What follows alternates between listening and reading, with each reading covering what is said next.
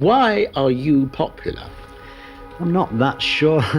데이비드 호크니, 세계에서 가장 유명한 예술가 중 한 명이자 20세기 회화 장르에 엄청난 영향을 끼친 화가, 굵은 선과 컬러풀한 색채, 혁신적인 그만의 표현 방식으로 수많은 관객들의 사랑을 받아왔는데요. 호크니의 작품들을 가만히 감상하다 보면 한 가지 궁금증이 떠오르게 됩니다.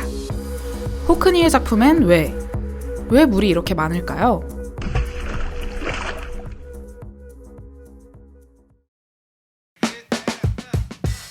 호크니의 작품엔 정말 물이 많습니다. 때론 샤워를 하거나 또 수영을 하기도 하고 때때론 스프링쿨러까지 등장하죠. 호크니가 그린 물 작품 중 가장 유명한 건 1967년에 만들어진 A Bigger Splash. A bigger splash. 한글 제목으론 더 큰 첨벙이란 작품이죠. 이 작품은 무려 50년 전에 만들어진 작품인데도 여전히 세련된 느낌을 줘 많은 사랑을 받고 있죠. 작품은 태양이 드리워진 로스앤젤레스의 한 수영장을 묘사하고 있습니다.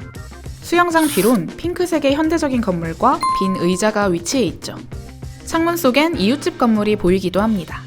그런데 이 작품은 보통의 호크니 작품과는 다른 점이 있습니다. 바로 사람이 없다는 것이죠. 정확히 말하면 눈 안에 들어온 사람은 없습니다.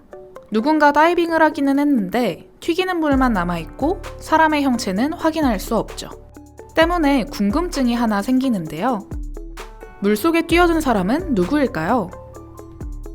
또 반대로 이런 상상을 펼칠 수도 있습니다. 이 물에 뛰어드는 게 나였으면 좋겠다.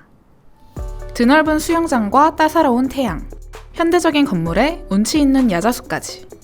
작품 속 그려진 삶은 우리 대다수가 꿈꾸는 삶의 모습을 닮아 있기도 하죠. 호크니는 1950, 60년대 영국 왕립예술대학을 다녔습니다. 당대의 많은 예술가들은 추상을 실험하고 있었는데요. 잭슨 폴록과 같은 예술가들이 등장해 물감을 캔버스에 흩뿌리며 우연적인 작품들을 만들었죠. 하지만 호크니는 추상보다 자신을 둘러싼 장소들과 사람을 표현하는 데 더 많은 관심을 가졌습니다. 1960년대 초, 호크니는 대학을 졸업하고 미국 캘리포니아로 넘어갑니다. 그리고 캘리포니아에 도착하자마자 바로 도시에 매료돼 버리죠. 따사로운 햇살이 너무 아름답게 드리워지고 사람들은 너무나도 자유분방하고 여유가 넘쳤습니다. 자신이 원래 살고 있던 런던과는 분위기가 완전히 달랐죠. 호크니는 캘리포니아를 심지어 약속된 땅이라 불렀습니다. 자신이 꿈에 그리던 장소였단 거죠. 그러면서 캘리포니아의 여유로운 일상들을 작품 속에 담기 시작합니다. 수영을 하거나 샤워를 하는 모습들, 삶의 여유가 느껴지는 순간들엔 이상하게도 물이 많았죠. 물은 어떤 것도 될 수 있다. 어떤 색도 될 수 있고, 움직일 수 있고, 시각적으로 정해진 것이 없다. 호크니가 그림을 그리는 방식은 좀 독특했습니다. 우선 일반적으로 그림을 그리는 모습을 떠올려보죠. 밑그림을 그리고 그 위에 채색을 얹으면서 잡아나가는 그림을 떠올리잖아요. 하지만 호크니는 캔버스 위에 먼저 큼지막하게 롤러나 큰 브러쉬를 활용해 색을 얹고 그 위에 세세한 요소들을 얹어나가는 방식으로 작업했습니다. 특히나 물이 튀는 요소들은 맨 마지막에 얇은 붓으로 하나하나 세세하게 그렸는데요.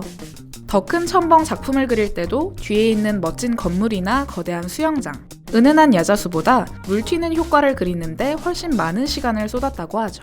물이 튀어오른 모습과 부분 각기 다른 투명도, 이 작업에만 무려 2주가 걸렸다고 합니다.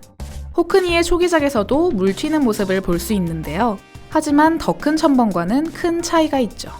색감, 디테일, 묘사 모두 완전 상반된 모습을 볼 수 있습니다.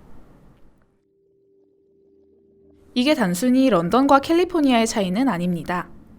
호크니는 학생 시절 대형 박물관에서 처음 이집트 미술을 접하는데요. 그리고 26살이 됐을 땐 직접 이집트 여행을 가죠.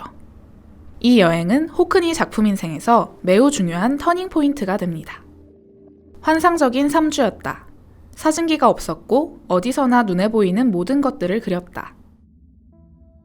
호크니는 이때 고대 이집트 벽화의 선명한 색감에 매료됐다고 합니다.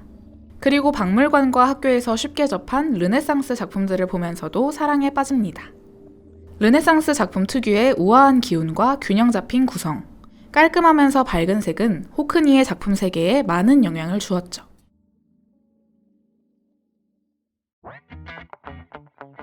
호크니가 런던에서 대학을 다니던 1960년대 초는 팝아트가 크게 유행하기 시작한 시기이기도 했습니다. 당시 영국 왕립예술학교로 다니던 호크니와 친구들은 학교에서 배우고 미술관에서 본 작품들이 자신의 삶과 아무런 관계가 없다는 걸 깨닫죠.